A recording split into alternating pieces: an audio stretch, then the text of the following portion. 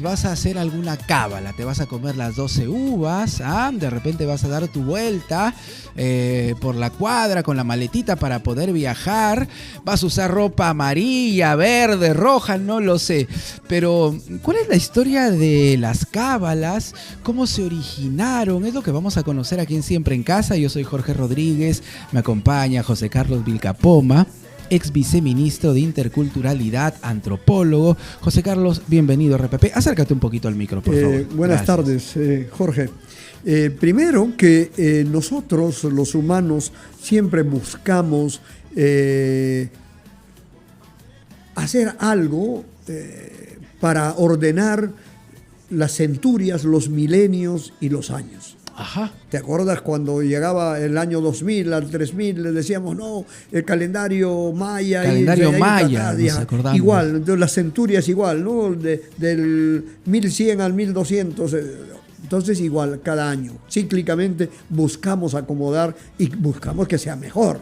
Claro. Entonces, una forma de que sea mejor es manipular ciertas circunstancias, ciertas realidades para buscar el año propicio. Entonces, a eso acudimos a las cábalas, ciertos objetos, circunstancias que nos den garantía de que este será mejor.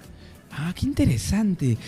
Y estas cábalas, por ejemplo, han existido desde nuestros ancestros. Estoy hablando antes de la llegada de los españoles. Claro. ¿Las encontramos, por ejemplo, en culturas ancestrales? Sí, claro. En culturas nuestras, como las chinas también, o las culturas tradicionales todavía antes del medioevo.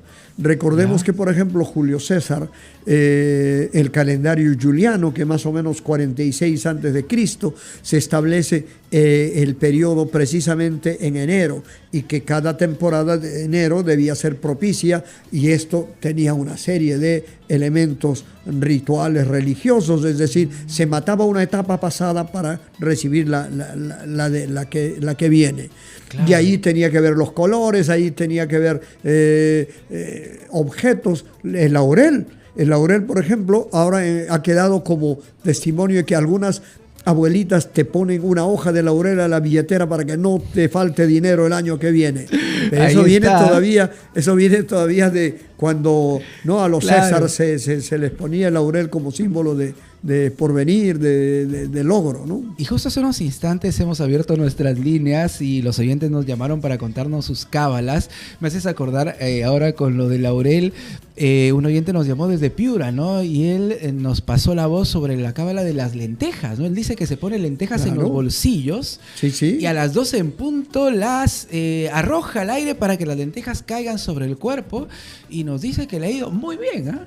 Claro, y que la lenteja no solo es nuestra, la lenteja es todavía española y viene desde allí por la forma también, que se parece a las monedas. A las moneditas. Entonces, claro, las moneditas, entonces así. Pero también hablando de monedas, una cábala común entre nosotros es que los niños te regalen billetitos de juguete, esos pequeñitos que los guardas para tener por venir, ¿no? Entonces siempre ocurre eso. Pero también el imán que atrae, mire, es que ahí hay una lógica.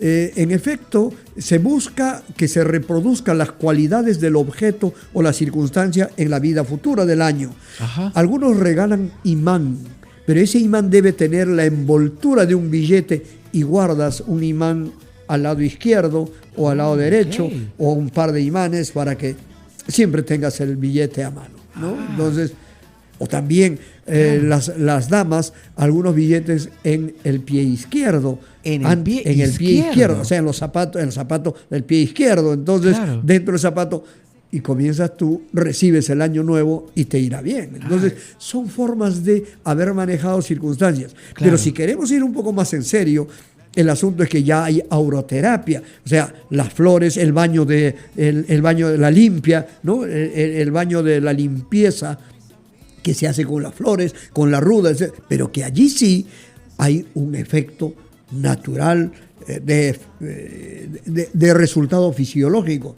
Uno tiene el aura, que es esta energía que se transmite en colores y que cuando tiene empatía con los otros hay una conexión, pero cuando no hay y hay una sobrecarga negativa, entonces pierde ese color que se recobra con los baños que te vas a hacer con las flores o el agua de las flores que ayuda a limpiar o a drenar lo que algunos en el mundo hindú le llaman las chakras. Pero lo cierto es que hay un efecto que incluso se usa para combatir lo que se llama el estrés. Entonces, todo esto tiene que ver mucho con el inicio del año, ¿no? Qué extraordinario lo que nos cuentas, José Carlos, porque efectivamente el ser humano siempre ha estado muy pegado a los ritos, ¿correcto?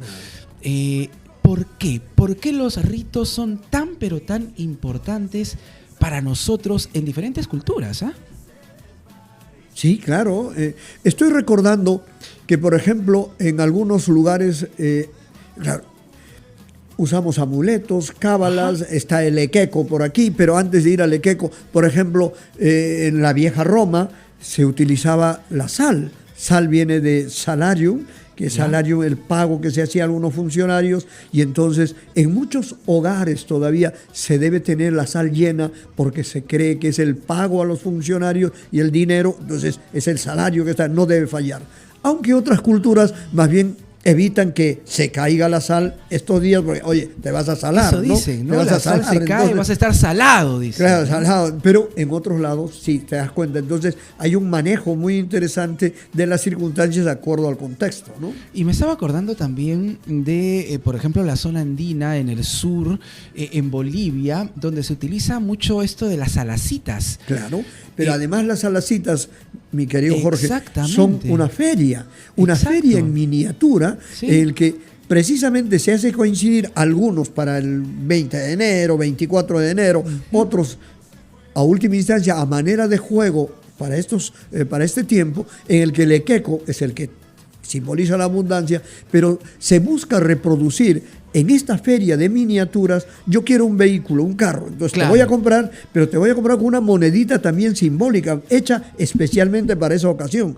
Y vamos a la esquina donde hay una especie de banco. O sea, es un juego entre serio, es un anhelo. Entonces vas al banco, pero ¿qué es el banco? Es una caja, hay un señor ahí que te vende unos billetitos también y él quiere ser bancario, tener mucho dinero como el bancario. Entonces otros que quieren incluso casarse, simulan el matrimonio, buscan a un sacerdote. Todo entre comillas, ¿se dan cuenta? Entonces las salacitas son una expresión de anhelo llevado al juego, a la feria, y el equeco es su símbolo de fertilidad, diríamos, un elemento de rito de fertilidad, de propiciación, ¿no? Claro, qué interesante. Ahora, muchas de estas cábalas forman parte de este fenómeno del sincretismo, ¿correcto? Porque estamos hablando de situaciones ancestrales que se mezclaron también con la cultura española. Claro, claro. Y muchas de ellas han venido de fuera. Tú te preguntabas al inicio de las 12 uvas. Las 12 Obviamente uvas. Las 12 uvas, pero ¿quién es el primero que trae las uvas de Europa?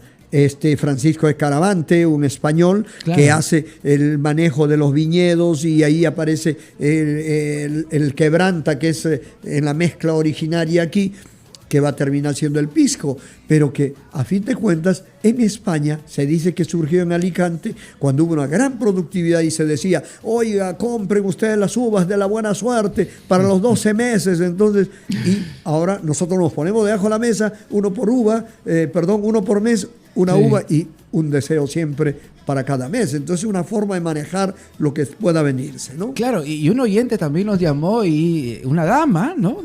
Muy simpática, nos dio su cábala sobre las 12 uvas. Yo sabía esa de ponerse debajo de la mesa y comer 12 uvas, pero ella nos dice que su cábala es poner las uvas en una copa.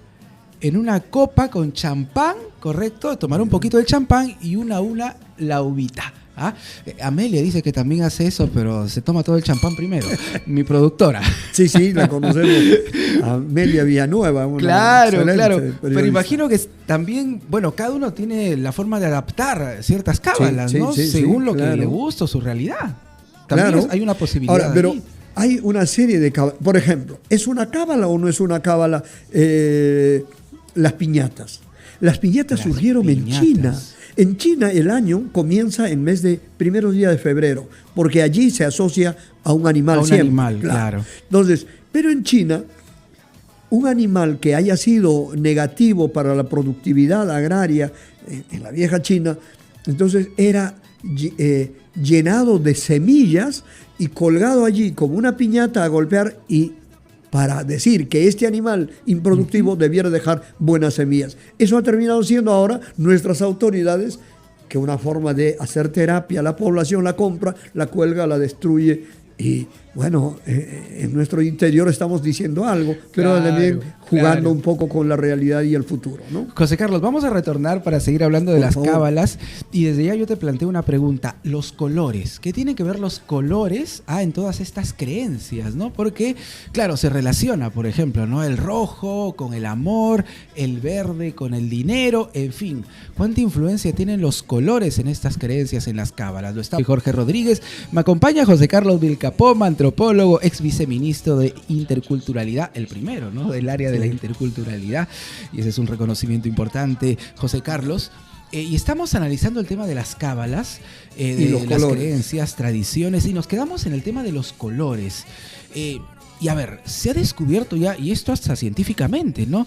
Que esta tradición de los colores tiene una base bastante creíble, porque cada color energéticamente tiene también un significado, una potencia muy especial, José Carlos. Claro, y es que ahora en la medicina clínica también se usa el auraterapia, o sea, se ha sistematizado en formas de hablar vulgarmente, una especie de lapiceros que puede irradiar un color para ciertos males del cuerpo, etc. Pero yéndonos un poco más atrás, ¿por qué el color amarillo es siempre benéfico? Ya sea para el amor, el dinero, etc. Está asociado a lo que se llama la cosmovisión de los pueblos tradicionales. El color del sol irradia, el amarillo. Por ejemplo, los tucanos en el sistema chamánico, en la zona de la Opuesa en Colombia, conciben de que el chamán alcanza el tercer cielo para ordenar lo que pasa en el mundo y adquiere el color amarillo. Siempre el color del jaguar, el color de lo máximo es el amarillo. Entonces igual, entonces uno busca el color amarillo porque finalmente te genera otro tipo de emoción y sensación en el inconsciente incluso. Entonces, ahí está el significado. Entonces eso te genera. Entonces ya nosotros hemos acomodado para buscar el dinero, para buscar el amor. Y si uno quiere tener mejor amor, se dice que hay que voltear las truzas o no las ropas interiores para que ésta tenga efecto. Pero eso es lo que ocurre también en el sistema religioso. ¿Acaso aún al santo no se le voltea cabeza abajo para que nos haga como quien estás exigiendo a tu deidad un poco al extremo? ¿No? Eso es lo que ocurre también en la forma de usar los colores en este fin de año, ¿no? Y justo hoy también, un poco más temprano aquí en Siempre en Casa, conocíamos el despacho de Blas Condori, reportero de RPP en Puno, y él nos hablaba de una costumbre muy interesante, a través de la cual se realizan danzas con la comunidad que sale con sus ponchos, colgándose panes, bebidas, como ofrenda no a una deidad, sino a su autoridad, una autoridad terrenal, su teniente gobernador. ¡Qué bueno! Entonces, a mí me llamó muchísimo la atención y yo conversé con Blas Condori diciéndole, bueno, tiene que haber sido una autoridad que se ha portado muy bien, ¿no? Porque definitivamente hay otras costumbres a través de las cuales incluso, bueno, hasta se le azota a la autoridad que se porta mal, ¿no? Es una realidad en la zona andina. Entonces, aquí estamos hablando de la otra cara de la moneda. Sí. Dos temas. El pan es una forma de comunión que en el ámbito religioso es la hostia. El pan común y corriente en la comunidad es una comida sagrada. O sea, el significado es el mismo. Exacto, el significado, muy bien.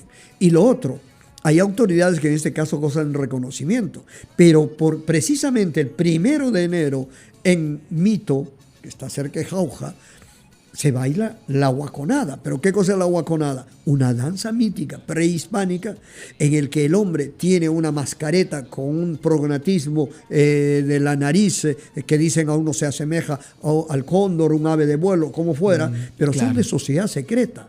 Porque no se sabe quiénes son, salen a la plaza, llaman a las autoridades y las castigan, dependiendo de cómo se han portado. Entonces son una expresión ritual de Año Nuevo, precisamente como formas de control social. Distinto a lo que hemos visto en Puno, ¿no? Que las dos caras de la moneda, ¿no? En una se castiga a la autoridad, como se da en todo lado, ¿no? Y en la otra se le premia de alguna manera. O sea, hay una dualidad opuesta y complementaria, siempre los dos lados, ¿no? Que se complementan. Claro. Pero también, por ejemplo, en la zona de Acoya, en Yanamarca, se baila el Pachaguara, que significa en quechua de la zona Pacha, o sea, el nuevo, Wala es el mundo nuevo, el año nuevo, el tiempo nuevo. Entonces salen allí una danza, básicamente negros, porque en ese lugar, en efecto, ha habido un sistema de colonial con presencia de los dominicos y luego la presencia de los españoles, que son los primeros que han llegado. No olvidemos que Jauja se fundó en abril de 1534 como primera capital del Perú. Entonces todo eso va quedando en el imaginario y lo vamos convirtiendo en algo festivo. Digo esto, perdóname Jorge, porque sí, claro, en el mundo andino, en el mundo amazónico, se combina esta cábala con la comida, con la fiesta, etc. Claro, en nuestros lugares tan citadinos, más es la cábala, es la champaña y bueno, los abrazos, el festejo, o hay que sacar la maleta y dar vuelta la manzana para el viaje. Poder viajar el próximo Pero aunque año. eso ya no es muy común, porque ya todo el mundo ahora viaja o uno viaja ya por necesidades y no porque también haya el gozo del turismo como era antes, ¿no? Era un anhelo. Por supuesto. Las cosas también cambian. Ahora, el ser humano, y esto claro, respetando la creencia de cada uno, pero definitivamente no solo somos materia, ¿verdad? Somos también energía. Y estas creencias, José Carlos, pueden influir también para que ciertos objetivos se cumplan, es decir, creer que realmente voy a cumplir esos objetivos, hago esta cábala, fijándome en que lo voy a cumplir, ¿puede de una u otra manera guiar mi energía hacia ese objetivo? Claro, yo creo que sí, porque finalmente nosotros, como bien dices, somos materia, pero también somos energía y esa energía se conduce. ¿Qué son los estrés? Los estrés es una carga negativa de no soportar energía esta parte negativa. Emocional. Claro. Entonces haces un caos. Pero ¿cómo se trata esto? Porque bueno, entonces hay mecanismos que nos da el psicólogo, pero ¿y qué pasa si yo no voy al psicólogo? Pero tengo una fe absoluta en una imagen.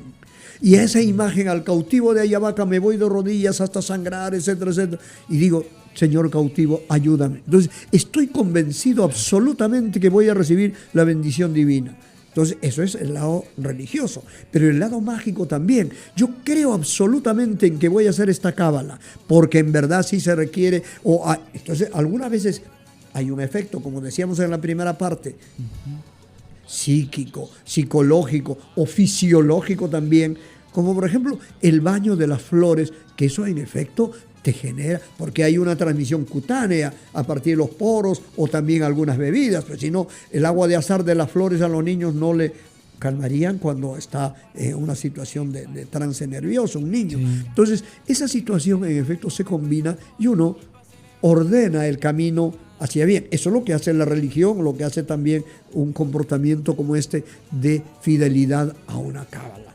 Y qué mejor cuando esta es solidaria en la comunidad, en la familia, ¿no? Para terminar, José Carlos, te voy a hacer una pregunta que de repente es un poquito compleja, yo lo sé, pero tengo por favor que planteártela. ¿Las creencias religiosas se contraponen con las cábalas necesariamente o no? No. ¿Por qué? Porque la religión, si quieren los jesuitas o cualquier confesión o la teoría de la religión, ahora entiende que una cosa es el comportamiento religioso de concebir un ser supremo en el que yo invoco y oro y digo, Dios mío, resuelve esto, ayúdame de esta forma. Muy bien, esa es la expresión máxima a través de la comunicación que es la oración. Pero también se permite que yo pueda coger una vela de la iglesia y llevar esa vela a un lugar y decir, por esta vela voy a hacer esto, o voy a ver en esta vela el destino de mi familia que está viajando, entonces es la vela la que tiene mayor protagonismo. Y esos son los, no solo las cábalas, sino los amuletos, y una estampita puede tener mayor valor en algún momento que el sistema de creencias máxime, pero no se contraponen. Y el otro es la ciencia, que tampoco se contrapone, porque en algún momento se decía, primero la magia, estos comportamientos cabalísticos, luego la religión, y si no funciona, recién la ciencia. No, ahora se sabe que las culturas del mundo tenemos una especie de rendijas en nosotros, un comportamiento religioso que no se contrapone con el comportamiento científico ni tampoco con el comportamiento mágico, cabalístico, que es parte de nuestra cultura y de nuestras necesidades. Hay gente que dice, yo con esta camisa o con este lapicero me va a ir bien. Hombre, déjalo ser así y punto. Nada más. Extraordinario, realmente. José Carlos, qué lindo conversar contigo. Muchísimas gracias, para de ti, verdad. para mí también, Jorge, siempre, hombre, siempre valoro tu agudeza. Sí. Muchísimas gracias. José Carlos Vilcapoma, antropólogo, ex viceministro de Interculturalidad, conversando con nosotros aquí en Siempre en Casa y en RPP. Volvemos con mucho más.